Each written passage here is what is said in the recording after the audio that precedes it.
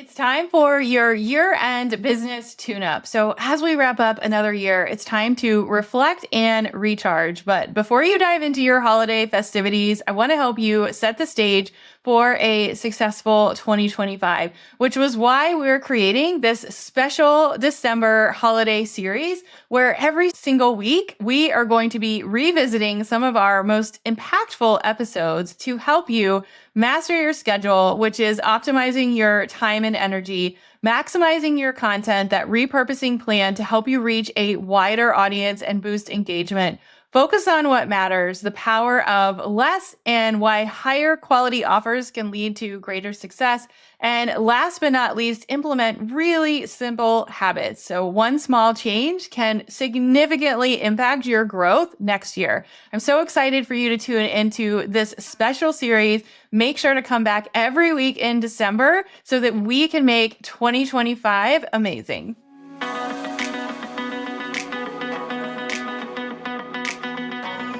Hello and welcome to this week's Pep Talk. This week's Pep Talk is extra special because I don't think in the history of the Crush the Rush podcast we've ever had a guest on Friday. If we did, I don't remember, but I thought it would be super fun. One of the things that we like to do inside these weekly Pep Talks is really give you a peek behind the scenes of strategies that are working, quick things that you can do to implement to scale your business. So I thought it would be fun to bring in I call her my organizer extraordinaire and executive assistant to really pull back the curtains on how we are creating more content and repurposing more content in 2024. And the reason we're doing that is because when we look back at what worked in 2023, and if you look back at even at the last couple of episodes that I've done on Fridays, we've talked a lot about visibility trends, right? What's working, what's not working. But to me, content is king. Like, content will attract more clients. It will build relationships. It will build trust. Trust builds authority, and authority builds sales. So it's really, really important that we talk about content. And I think really, really important that we talk about content at the beginning of the year so that you have a really great methodology in place. So if you missed last week's episode, it was episode 394. That's actually like 3 weeks ago. We talked a lot about visibility trends. So I recommend that you go back and take a peek at that. But today I want to introduce you to Karalee. I actually did an episode on why we hired an executive assistant, but she has really been helping me behind the scenes figure out how we do more with the content that we already have. So hi, Karalee. Welcome to our special Pep Talk. How are you? Hey, Holly. Thanks for having me on the podcast. I know this is unusual for you, which is cool, but it's been amazing to see the behind the scenes of how you've actually structured your operations in general, along with even your content repurposing strategy. So obviously we've been working together for 4 months, so I've been able to see like a lot of the things. I'm Karalee with the Productivity Impact. I work with 6+ figure business owners to streamline operations so they can create more capacity. And I do this by identifying bottlenecks, which is where things slow down significantly in your business operations. So, of course, this also means I have experience with working with many different softwares and apps and business structures. So just as a quick actual background recap, I've been in business for 4 years. I started as a virtual assistant, dabbled in some coaching alongside that, and then realized I have a really good knack for digging deep into the behind the scenes operations of businesses and really creating an efficient plan to maximize the time, energy, and the team members, along with the CEO, of course. And with that, we have Holly's content repurposing plan, among other things, coming alive and in an even more efficient way than before. So, Yeah, I love that. And I think too, we were even chatting like before this, like we should bring you back and we'll just do these little like mini interviews on Fridays and you can sort of share behind the scenes of what we're updating. But today we're talking about content repurposing. And what I was finding is I had in the past hired people to focus on specific platforms, right? So I had potentially hired somebody to do Pinterest for us. And then Caitlin, who is my VA, was doing LinkedIn for us. And then I was doing Instagram. And we have this like robust repurposing strategy. So we're not creating, all this different content. But part of my goal was, I want to add in YouTube and I want to do more with video, right? Like I want to follow the advice that I'm giving you guys. And I just felt like I was the bottleneck. Like there were so many people asking me questions like, where does this go on the website? What does this look like for the blog? And I was like, we have to come up with a more streamlined way. So I'm going to ask you the first question. And that is, if you're listening and you're like, yes, I want a repurposing plan, what was the first step that you took in figuring out what tools could help us the most in repurposing content? And if you've listened to any of our podcasts, I always share the tools that we're using, but this is new to us. So what was your first step in really figuring out what tool could help us the most? So the very first step is always talking with the business owner, which I did with you, to see what the current concerns are with what you're already doing.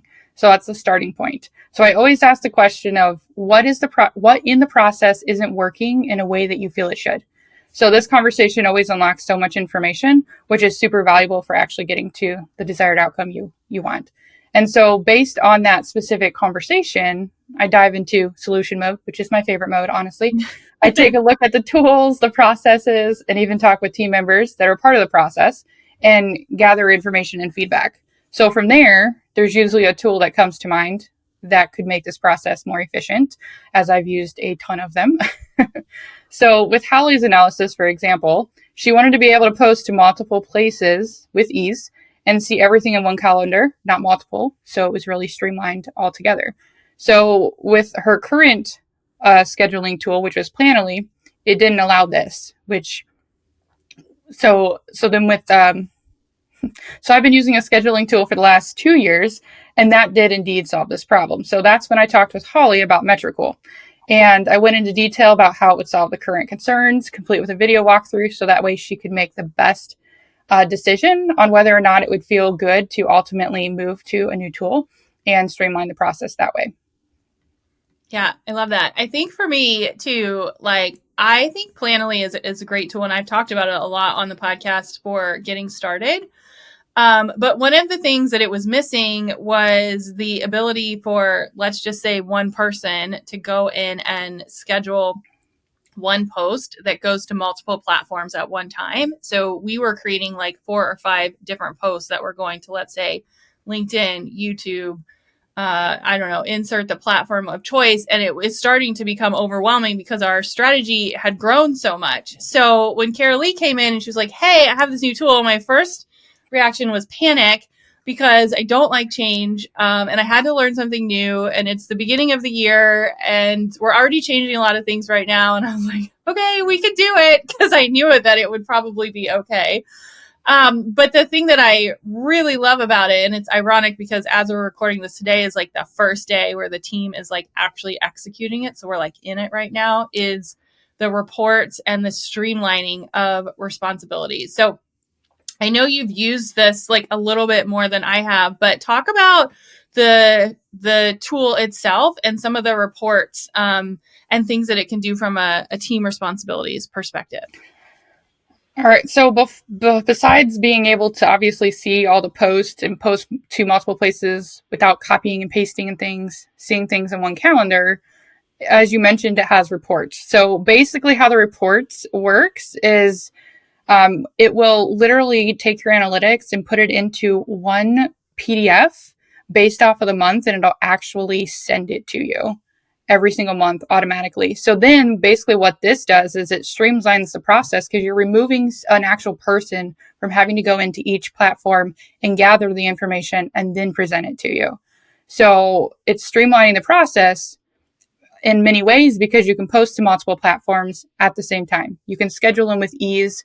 You can actually converse with a team on a specific post if you're trying to figure out exactly how to do different things. So then you know it's exactly for that post. And of course, that means you can easily delegate things to the team and streamline their responsibilities and even consolidate them if that's possible in that respect. And so she also, like Holly, actually, you said to me, you're like, the reports is what actually sold me, because you know the importance of analytics, but also it takes a lot of time to be able to gather them. And so it does all those things and then some more, even, I'm sure, that things that I haven't even used in there. Yeah.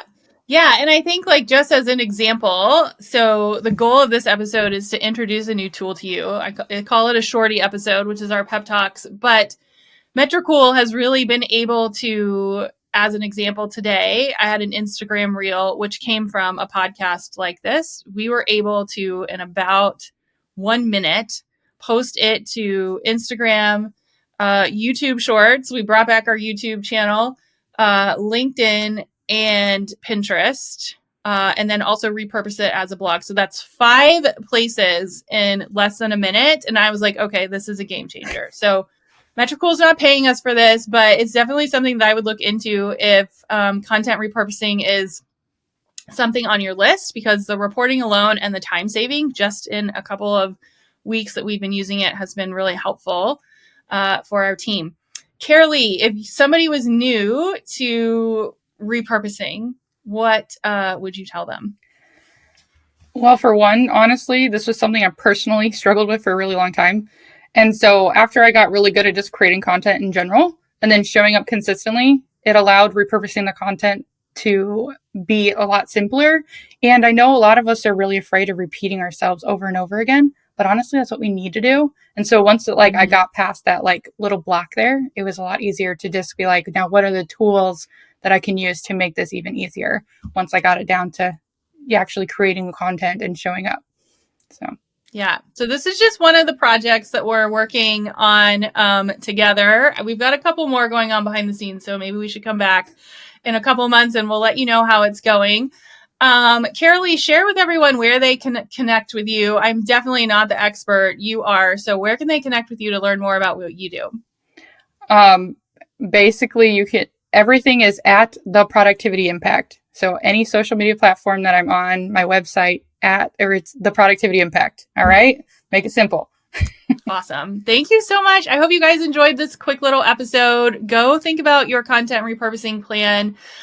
We have a brand new podcast playlist of all of the podcasts that we have done content repurposing conversations about. So you can just DM me content plan, or you can check the link in the show notes. We also put our Metricool link there too, so you can play around with that and come up with a really robust client attraction strategy. So thank you, Karalee.